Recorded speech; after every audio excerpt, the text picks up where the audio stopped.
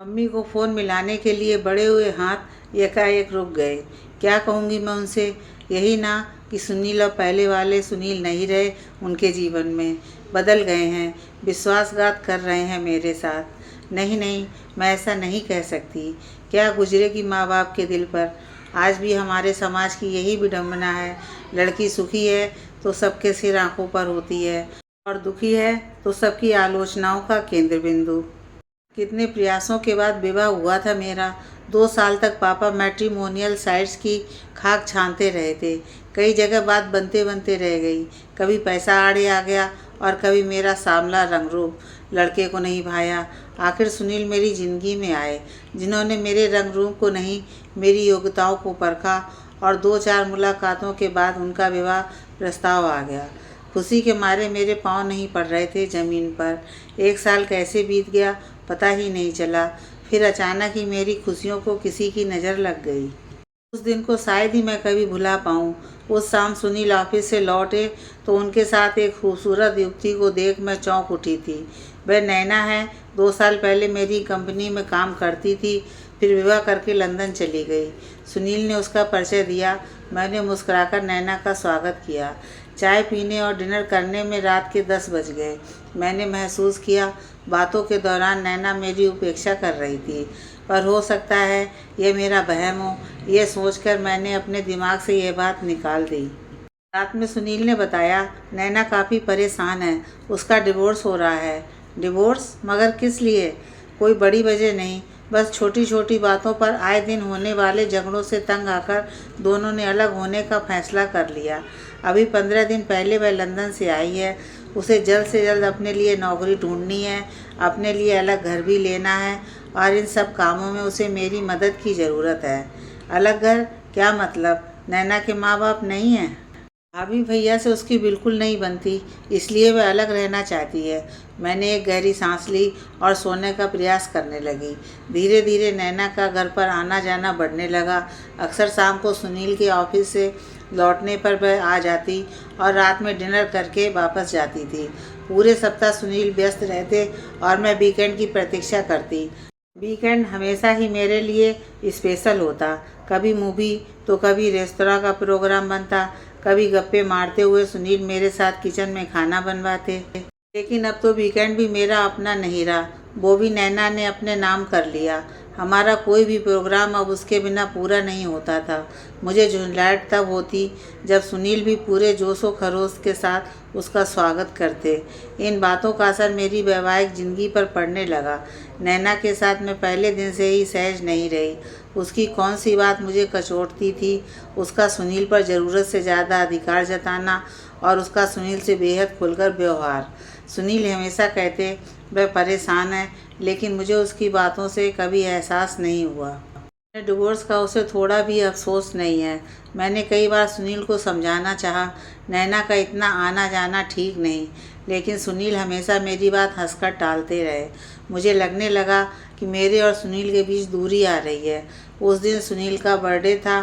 शाम को हम दोनों पहले मूवी फिर डिनर के लिए जाने वाले थे। मैं तैयार हुई। गुलाबी रंग की साड़ी पहन मैंने खुद को आईने में निहारा। तभी पीछे से सुनील ने मुझे अपनी बाहों में ले लिया कि बेल बजी। सुनील ने दरवाज़ा खोला। हैप्पी बर्थडे, बड़ी अदा से मुस्कुराते हुए नैना ने घर में प्रवेश किया। भाई, तुमने मुझे बताया नहीं था कि आज तुम्हारा बर्थडे है, पर मुझे याद है। कमाल की याददाश्त है तुम्हारी। फिर इसी खुशी में पार्टी हो जाए। हाँ हाँ, क्यों नहीं। हम दोनों मूवी जा रहे हैं, तुम भी चलो। नैना तुरंत तैयार हो गई। मेरे पूरे उत्साह पर पानी फिर गया। गुस्से और बेबसी से मेरी आंखें पनीली हो गईं। मूवी देखने में फिर मेरा मन नहीं लगा। डिनर के दौरान भी मैं खामोश रही। रात सुनील ने मुझे आलिंगनबद्ध करना चाहा तो मैं दूर छिटक गई। वो आश्चर्य से बोले, क्या बात है, शाम से देख रहा हूँ तुमने मुंह बना रखा है। मेरे सर का पैमाना छलक गया। प्लीज़ सुनील, जानकर भी अनजान मत बनो। सहनशीलता की भी कोई सीमा होती है। क्यों चली आती है नैना रोज़ रोज़? क्या हम दोनों की कोई प्राइवेसी नहीं है? सुनील मुझे घूरते हुए बोले, आखिर तुम्हें नैना से इतनी प्रॉब्लम क्यों है? वह मेरी दोस्त है, परेशान है, कुछ पल हम लोगों के साथ गुजार लेती है तो इसमें हर्ज ही क्या है? पढ़ी लिखी होकर भी तुम्हारी मानसिकता ऐसी होगी मैं सोच भी नहीं सकता था। आहत तो उठी। विवाह के बाद पहला अवसर था जब सुनील ने मुझसे ऐसा व्यवहार किया था। करवट बदलकर सुनील तो सो गए, लेकिन मेरी आंखों में नींद कोसों दूर थी। मन में विचारों का तांता लगा हुआ था। क्यों सुनील को नैना से इतनी अधिक हमदर्दी है और मेरी भावनाओं की परवाह तक नहीं? कहीं उनका अफेयर तो नहीं चल रहा? नहीं नहीं, सुनील मेरे हैं, मुझे उन पर पूरा विश्वास है। कसमकस की स्थिति में सारी रात मैं करवटें बदलती रही। अगले दिन संडे था। अभी मैं सोकर उठी ही थी कि मेरठ से सुनील के बड़े भैया भाभी आ गए। उनके आने से मुझे राहत महसूस हुई। कम से कम अब घर का माहौल तो ठीक हो जाएगा।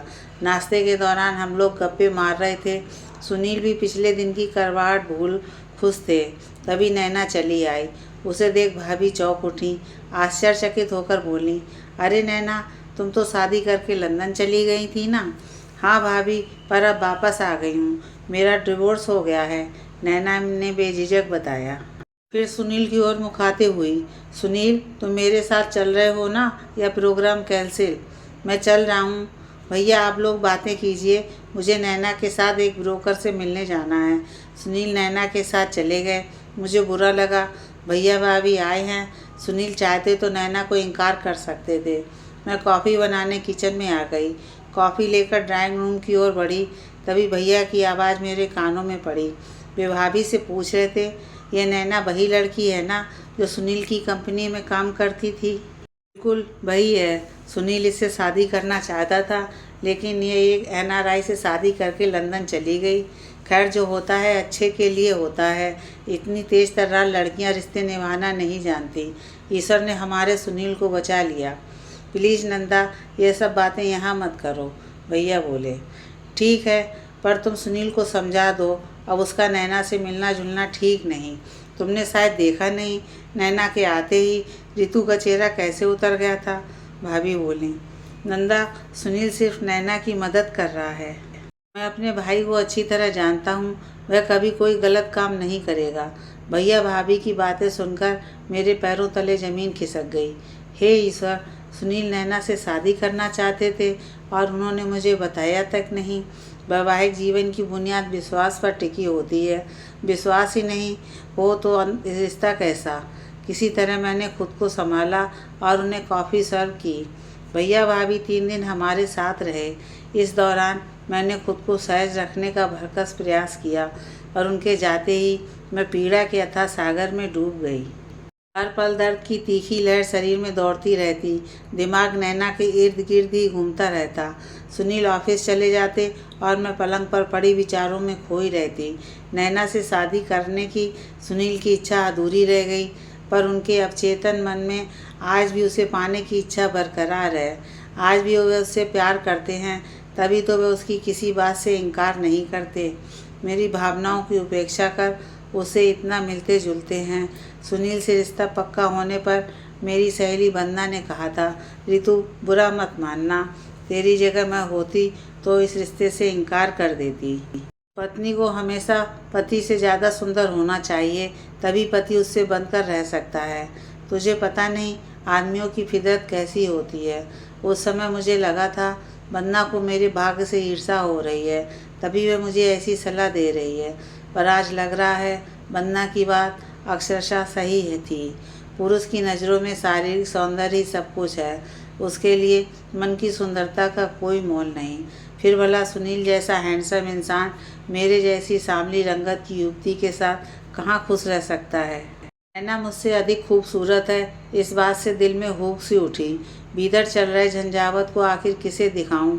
मम्मी अक्सर कहा करती थी, पति के दिल का रास्ता उसके पेट से होकर जाता है। पत्नी चाहे तो प्रेम और समर्पण से पति का दिल सहजता से जी सकती है, पर लगता है वक्त के साथ ये कहावतें भी अपना असर खो चुकी हैं। तभी तो सुनील का दिल मेरे प्यार से अनछुआ ही रह गया। अगले दिन संडे था। मैं सुबह जल्दी उठी और सुनील को सोता छोड़ कॉलोनी के पार्क में जाकर बैठ गई। मन बेहद उद्विग्न था। पिछली सारी रात नींद नहीं आई थी। आखिर ऐसा कब तक चलेगा? नहीं, अब मैं और बर्दाश्त नहीं कर सकती। क्या मेरा कोई आत्मसम्मान नहीं है? बेशक मैं खूबसूरत नहीं, लेकिन योग्य हूँ। शादी से पहले केंद्रीय विद्यालय में मैथ्स और साइंस पढ़ाती थी। दिल्ली से तबादला हो जाने के कारण मैंने वह नौकरी छोड़ दी। अब मैं फिर आत्मनिर्भर बनूंगी, पर इससे भी पहले सुनील से बात करना बेहद ज़रूरी है। मेरी शराफत को सुनील मेरी कमज़ोरी समझ बैठे हैं। मैं उन्हें दिखा दूंगी मैं कमज़ोर नहीं, नैना का साथ उन्हें छोड़ना ही पड़ेगा। मन ही मन फैसला कर मैं उठी और घर की ओर चल दी। घर के बाहर पहुंचकर मेरे पांव ठिठक गए। दरवाज़ा खुला था। नैना की आवाज़ साफ सुनाई दे रही थी। धड़कते दिल से मैं सुनने लगी। वह बोली, सुनील, कई दिनों से तुमसे एक बात कहना चाहती थी। मेरे एक गलत फैसले ने मुझे तुमसे दूर कर दिया था, पर अब मैं अपनी भूल सुधारना चाहती हूँ। मैं तुमसे प्यार करती हूँ सुनील, तुम्हारे साथ रहना चाहती हूँ, हमेशा हमेशा के लिए। ये क्या कह रही हो तुम? जानती हो ना कि मैं विवाहित हूँ। जानती हूँ, और ये भी जानती हूँ कि अब भी प्यार तुम मुझसे ही करते हो। ऋतु तुम्हारे लायक ही कहाँ है। पता नहीं उस जैसी साधारण लड़की से तुमने शादी कैसे कर ली। तुम उसके साथ कभी खुश नहीं रह सकते। अपनी बकवास बंद करो नैना, गुस्से में सुनील चिल्लाए। मैं कभी सोच भी नहीं सकता था तुम इतना गिर जाओगी। मेरी दोस्ती को मेरा प्रेम समझने लगोगी। ठीक है, किसी ज़माने में मैं तुमसे विवाह करना चाहता था, पर जब तुमने गौरव से विवाह किया उस दिन से मैंने तुम्हें अपनी मित्र से अधिक कुछ नहीं समझा। अरे मैं तो मित्रता के नाते तुम्हारी मदद कर रहा था, लेकिन अब मुझे एहसास हो रहा है वह मेरी बहुत बड़ी भूल थी। तुम्हारी नज़रों में ऋतु साधारण है, पर मेरी नज़रों में वो तुम जैसों से कहीं ज़्यादा सुंदर है, क्योंकि उसका मन सुंदर है, वो रिश्ते निभाना जानती है। तुम इस बात को नहीं समझोगी, इसलिए बेहतर होगा यहाँ से चली जाओ और दोबारा इस घर में कदम मत रखना। कमरे में खामोशी छा गई। पैर पटकती हुई नैना घर से चली गई। सुनील की बातों से मेरा मन द्रवित हो गया। वो मुझसे इतना प्रेम करते हैं और मैं उनके बारे में क्या क्या सोच रही थी। इंसान की फितरत भी अजीब होती है। कभी कभी हम ऐसी समस्या से परेशान होते हैं जिसका हमारे जीवन में अस्तित्व होता ही नहीं है। अपनी कल्पना में ही हम उसे जन्म देते हैं। नकारात्मक विचारों का प्रभाव मन मस्तिष्क पर इस कदर छाया रहता है कि वह समस्या अपने मूर्त रूप में दिखाई देने लगती है। ऐसा ही कुछ मैंने भी किया। अपने सांवले रंग को लेकर मेरे मन में कॉम्प्लेक्स रहा होगा। तभी तो सुनील और नैना की मित्रता देख मेरे अंदर असुरक्षा की भावना घर कर गई और अपने मन में मैंने अंतर्द्वंद पाल लिया। पर आज सुनील की बातें सुनकर मेरा आत्मविश्वास इतना बढ़ गया है कि भविष्य में कभी कोई नैना इस विश्वास को डगमगा नहीं पाएगी। मेरे और सुनील के बीच की काल्पनिक दूरी को मिटाते हुए मैं अधीरता से उनकी ओर बढ़ी। मेरी आंखों से बह रहे आंसुओं को देख सुनील घबरा गए और बोले, क्या हुआ ऋतु, तुम तो बाग पर गई थी ना, रो क्यों रही हो? मैंने उनकी बात का जवाब नहीं दिया और बेसाख्ता उनसे लिपट गई। सुनील ने कसकर मुझे अपनी बाहों में समेट लिया। उनके प्रेम की गहराई में मेरा सारा अंतर्द्वंद मिट गया।